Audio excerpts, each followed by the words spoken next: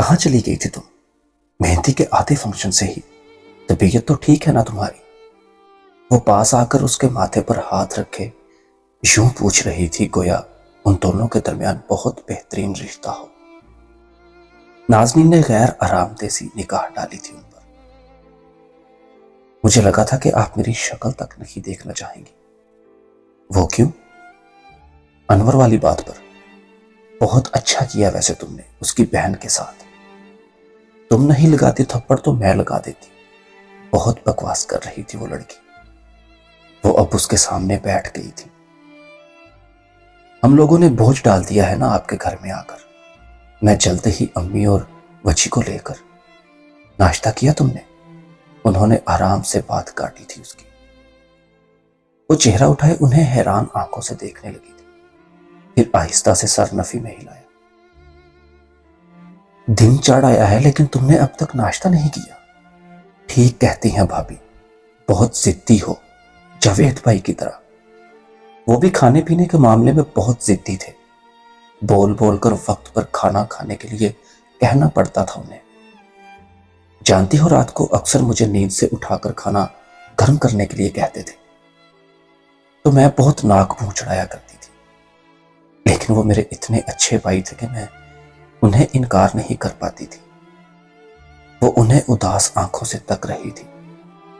اسے نہیں پتا تھا کہ وہ ان کی باتوں پر مسکرا بھی رہی ہے۔ پھپھو، آپ کو مجھے تسلی دینے کی۔ ناشتہ کرو ٹھیک سے، پھر اٹھ کر باہر آؤ۔ عدیل کی بارات لے کر جانی ہے آج۔ خوشی حرم، کیا تمہیں پتا ہے کہ وہ کہاں ہے؟ آخر میں فکر مندی سے پوچھا تو اس نے ٹھٹک کر ان کی جانب دیکھا۔ کیا مطلب؟ کیا حرم گھر میں نہیں ہے؟ کل رات سے غائب ہے محترم، فون بھی بند جا رہا ہے، بس سب خیر ہو۔ وہ اٹھ کر باہر کی جانب بڑھی تو نازنین پیچھے تنہا رہ گئی۔ اس کے دل میں پھپھو کے لیے سرد خانہ پگھلنے لگا تھا، بہت آہستگی سے۔ دوپہر کی خنک دھوپ ہر شے کا احاطہ کیے ہوئے تھی۔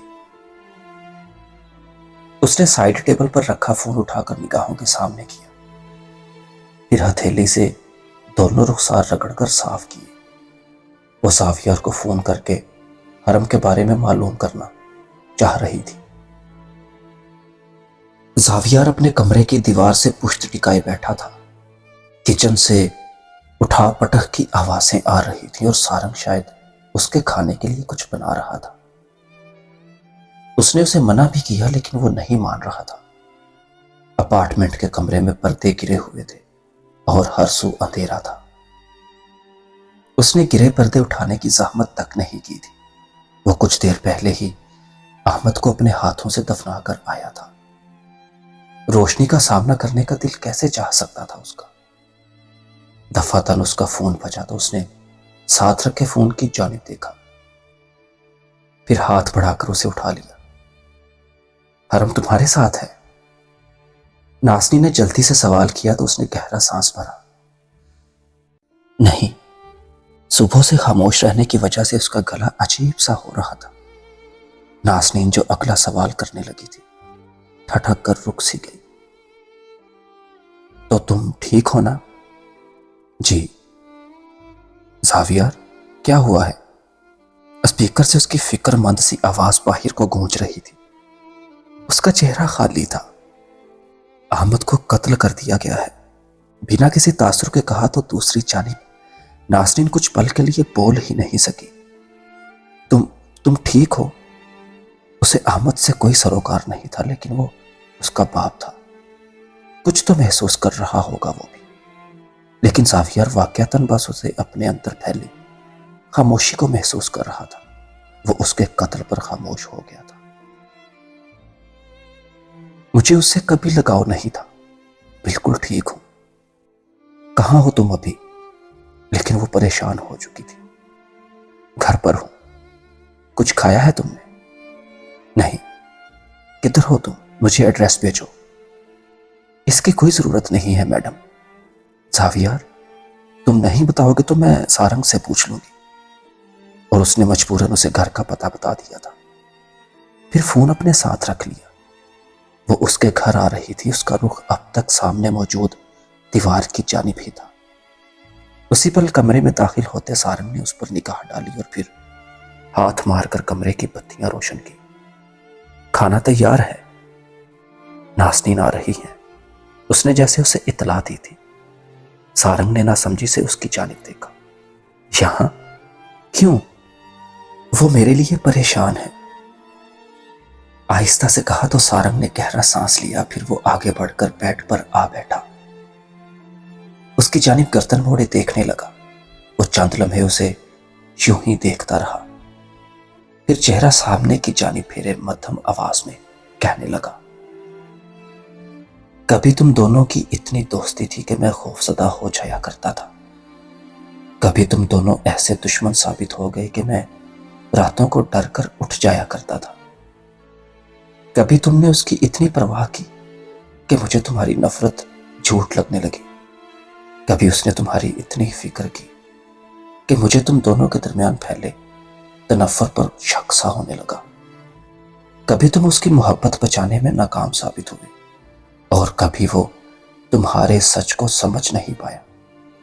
کبھی تم نے اسے دوڑ کے میدان میں مات دی، کبھی وہ تمہیں فاتح دیکھنے کے لیے جان کر ہار گیا۔ کبھی تم دونوں نے ایک دوسرے کی پشت پناہی کی اور کبھی ایک دوسرے کو مار گرانے کے لیے ہر لمحہ سرگرم رہے۔ کبھی تم دونوں ایک سمت میں سفر کرنے لگے اور کبھی تمہاری سمتیں یوں جدا ہوئیں گویا کبھی ایک دوسرے سے آشنا ہی نہ ہوئی ہوں۔ کبھی تو تم دونوں دوسروں پر نشانے رکھتے رہے اور کبھی ایک دوسرے کو ہی نشانہ بنانے لگے، اور اب تم دونوں ایک ہی لڑکی کو چاہنے لگے ہو، ایک ایسی لڑکی کو جس کے ارد گرد موت کی سرگوشیاں پھیلی ہوئی ہیں۔ کیا تم دونوں کبھی نارمل دوست نہیں بن سکتے؟ کیا اتنی اب نارمل دوستی رکھنا ضروری ہے؟ اس کی وضاحت پر سافیار اسے چند پل دیکھتا رہا اور پھر وہ اس صبح پہلی دفعہ مسکرایا تھا۔ مسکراتے ہوئے اس کا چہرہ وجیح چہرہ بہت وجیح اور پرکشش لگنے لگا تھا۔ پاگل ہو تم، اتنی آسان دوستی کو تم نے اتنا مشکل بنا دیا۔ ہم دوست بنے، پھر ہمارے درمیان لڑائی ہوئی، پھر ہم پھر سے دوست بن گئے، بس یہ ہوا تھا۔ سارنگ مسکرایا تھا، پھر چہرہ اس کی جانب گھمایا۔ حرم سے رابطہ ہوا تمہارا؟ وہ دونوں صبح سے ہی اسے فون کر رہے تھے لیکن اس کا نمبر بند جا رہا تھا۔ اس نے نفی میں سر ہلا کر موبائل نگاہوں کے سامنے کیا۔ وہاں پر حرم کی کال کا شائبہ تک نہ تھا۔